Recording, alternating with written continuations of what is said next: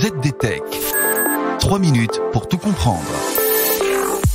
Bonjour à tous et bienvenue sur le ZDTech, le podcast quotidien de la rédaction de ZDNet. Je m'appelle Pierre Benamou et aujourd'hui je vais vous expliquer pourquoi la question du nettoyage de l'espace n'a jamais été autant d'actualité du côté des grands acteurs de la conquête spatiale.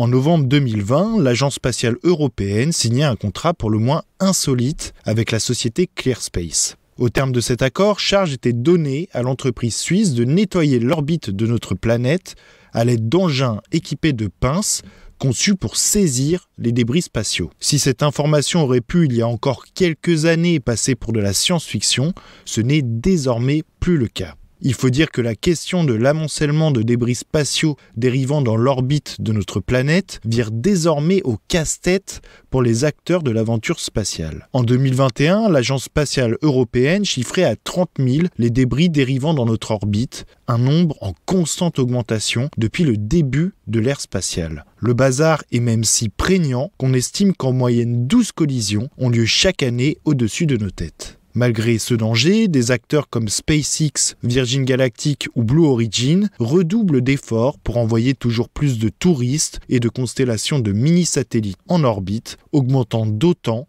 les risques de collision.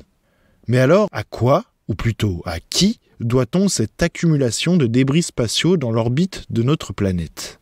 Selon Holger Krag, chef du programme de sécurité spatiale au sein de l'Agence spatiale européenne, les explosions en orbite sont le plus grand contributeur actuel au problème des débris spatiaux. Et si celles-ci sont bien souvent accidentelles, c'est loin d'être toujours le cas. Un exemple nous en a été livré en fin d'année dernière, lorsque la Russie de Vladimir Poutine a procédé à un test de missile contre l'un de ses anciens satellites encore en orbite, occasionnant de fait un nuage de débris mettant en danger l'équipage de la Station spatiale internationale. De nombreux pays semblent toutefois avoir pris la mesure du problème et s'engagent aujourd'hui sur le chemin d'une interdiction des essais de missiles en altitude. C'est le cas des États-Unis qui se sont engagés à la mi-avril à stopper ces pratiques. La position américaine devrait, selon la Maison-Blanche, pousser d'autres pays à faire de même afin d'établir, je cite, une nouvelle norme internationale pour un comportement responsable dans l'espace. De quoi faire vivre l'espoir d'une orbite bientôt débarrassée d'une partie de nos déchets spatiaux. Et voilà, normalement on a fait le tour du sujet. Pour en savoir plus, rendez-vous sur zdnet.fr et retrouvez tous les jours un nouvel épisode du ZDTech sur vos plateformes de podcast favorites.